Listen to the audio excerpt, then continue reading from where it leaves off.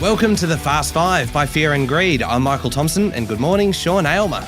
Good morning, Michael. Sean, today, just 5 minutes, we're going to look at the economy, but we're doing it from a slightly unusual angle. Yes, that's right. We talk all the time about the monthly labour force stats, quarterly GDP, inflation figures released by the Bureau of Statistics, but there are a bunch of other indicators that tell us how the economy is travelling, and some of them are a little bit wacky. Economist Stephen Koukoulas joins us. You can find him on Twitter at the Kook. Stephen, do you have a favourite wacky economic indicator?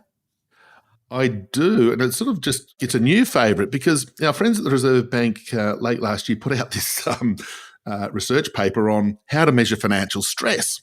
Now, that's a really important indicator when we've got this rate hiking cycle coming through, house prices are coming down, and so how do we measure financial stress, particularly when it's a lagging indicator?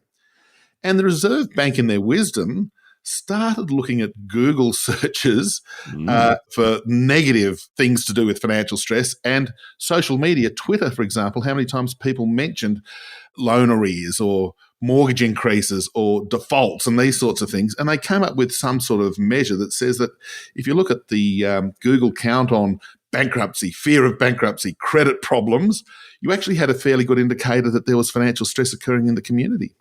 Wow. That's quite fascinating. Now, I do like what they call the skinny tie width indicator, which apparently men purchase more neckties during tough times. The idea is that they're giving the impression that they're employed. Indeed, that is a good one, and it reminds me of my old cricket coach when, he said, when you turn up to cricket, make sure your whites are perfectly clean. You look fantastic because even if you can't play cricket, look as if you can. That's right. So I dare say that the tie indicator for males is one where, yes, if you're going for a job interview and you sort of turn up scruffy or whatever, when unemployment's low, you'll probably still get the job, but when it's not, that visual impact can have an effect on your employability, I suppose. I mean, there's also the lipstick index, which is kind of the same ilk.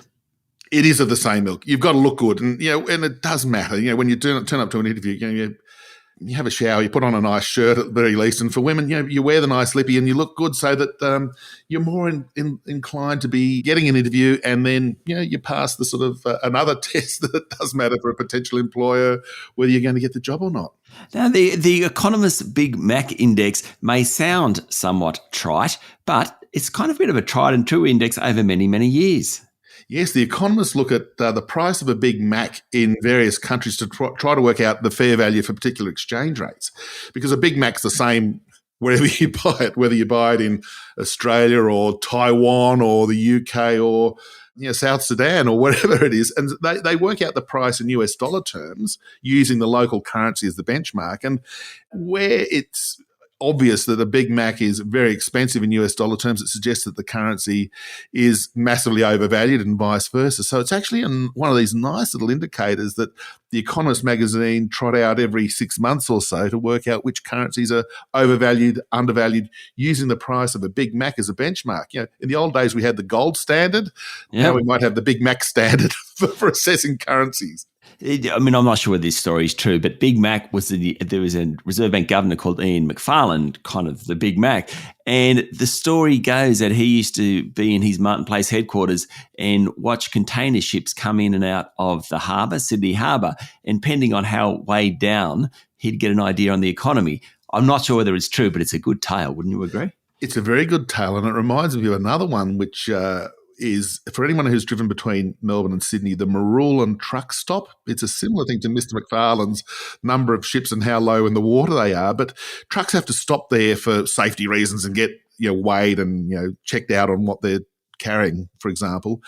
And so there was this time, the number of trucks that passed through the Marulan truck stop was an indicator of economic activity, because of course if there's lots of trucks carrying boxes and things up and down the freeway, you'd get a fair indicator that activity was strong, and of course if there's not many trucks, it's weak. However, I think that one got pushed to the sidelines because we're moving to a services-based economy more than a goods-based economy.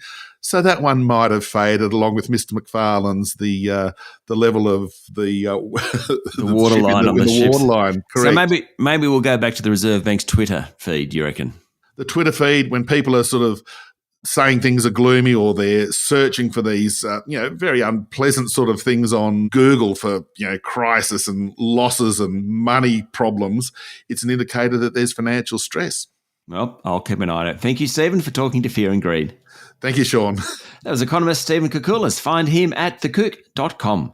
Michael, now you know where to go to find out what's going on. The lipstick index. If anything, Sean, this conversation just made me paranoid about the messages that I'm sending. If I'm wearing like a skinny tie or buying a Big Mac or wearing lipstick, what are people thinking? People like you and Stephen are now drawing kind of conclusions about the economy from me. There's a recession coming. He's got all three. That's right. He's ticked all the boxes. All right, there we go. Thank you very much, Sean. That's it for today. Make sure you hit follow on the podcast. There's a new episode every day, regular business news back from January 16. I'm Michael Thompson, and that was The Fast Five by Fear and Greed.